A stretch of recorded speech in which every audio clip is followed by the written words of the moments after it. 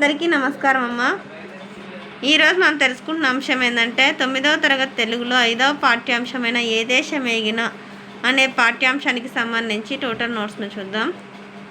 ఇంకా వీడియోలోకి వెళ్ళే ముందు ఇంకా మన ఛానల్ సబ్స్క్రైబ్ చేసుకుని వాళ్ళు ఎవరంటే దయచేసి సబ్స్క్రైబ్ చేసుకొని లైక్ చేసి షేర్ చేసి మీ ఫ్రెండ్స్కు రిలేటివ్స్ అందరికీ సబ్స్క్రైబ్ చేసుకోమని చెప్పండి.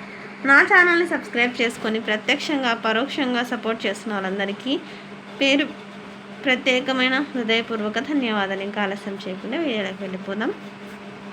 లిథువేనియా కవి సర్ ఎడ్వర్డ్ దాస్ రచయిత్రికి అందించిన గౌరవం ఏమిటి? తర్వాత రెండవ ప్రశ్న, కాళిదాసు సాహిత్యాన్ని గురించి రూబెన్ పండితుడు ఏమన్నారు? కాళిదాసు సాహిత్యాన్ని గురించి రూబెన్ పండితుడు ఏమన్నాడు? మూడవ ప్రశ్న, ప్రొఫెసర్ మేడ్ పండితుని చూసి రచయిత్రి ఆశ్చర్యపోవడానికి కారణం ఏమిటి? ఇది కంటిన్యూషన్. ఆపినప్పుడు స్క్రీన్ షాట్ తీసుకోండమ్మా. ఒకవేళ అక్షరాలు కన్నా క్లియర్ కనిపించకపోతే నెట్ క్వాలిటీ పెంచుకొని స్క్రీన్ షాట్ తీసుకోండి. తర్వాత క్రింది ప్రశ్నలకు సమాధానాలను రాయండి. మీరు వెళ్ళిన ప్రదేశం విశేషాలను వివరిస్తూ యాత్ర రచన ప్రక్రియలో రాయండి. జాగ్రత్తగా స్క్రీన్ షాట్ తీసుకున్నాను, ఎక్కడికక్కడ స్క్రీన్ షాట్ తీసుకోండి. కొత్త బట్టలు అయిపోతేనే ఇది కంటిన్యూషన్. కట్టుకొని తర్వాత పెద్ద ప్రశ్నలో రెండవ ప్రశ్న, విదేశాల్లో భారతీయ సాహిత్య మూలాలు చూసిన రచయిత్రి మనోభావాలను సొంత మాటల్లో రాయండి. జాగ్రత్తగా స్క్రీన్ షాట్ తీసుకోండమ్మా. ఒకవేళ అక్షరాలు కన్నా క్లియర్ కనిపించకపోతే నెట్ క్వాలిటీ పెంచుకొని స్క్రీన్ షాట్ తీసుకోండి. ఇది కంటిన్యూషన్. జాగ్రత్తగా స్క్రీన్ షాట్ తీసుకున్నాను, ఎక్కడికక్కడ స్క్రీన్ షాట్ తీసుకోండి. తర్వాత మూడవ ప్రశ్న, విదేశీ యాత్రా రచనల వల్ల మనకు కలిగే ప్రయోజనాలను తెలుపుతూ మిత్రునికి లేఖ రూపంలో రాయండి. తర్వాత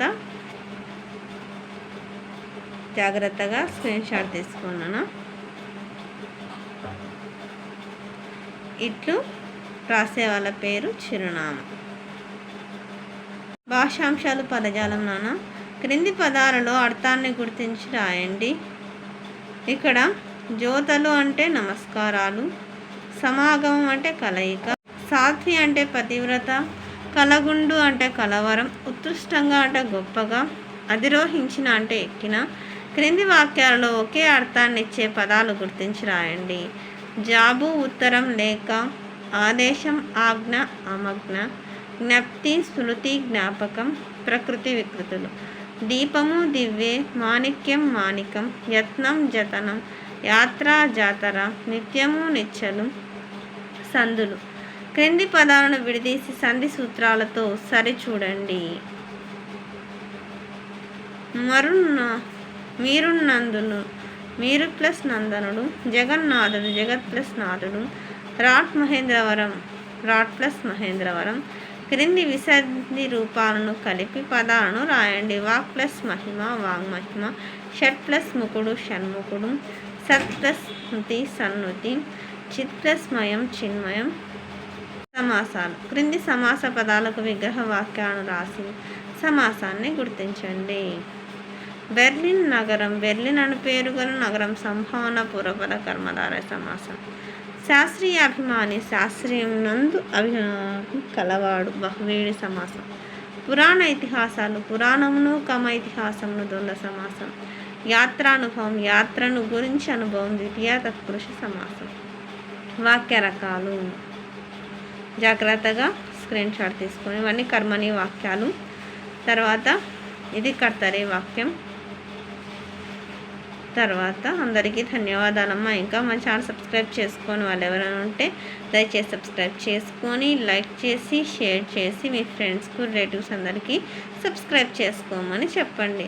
నా ఛానల్ని సబ్స్క్రైబ్ చేసుకొని ప్రత్యక్షంగా పరోక్షంగా సపోర్ట్ చేస్తున్న వాళ్ళందరికీ పేరు పేరున ప్రత్యేకమైన హృదయపూర్వక ధన్యవాదాలు. అందరికీ ధన్యవాదాలు. దయచేసి వీడియోని మాత్రం స్కిప్ చేయండి.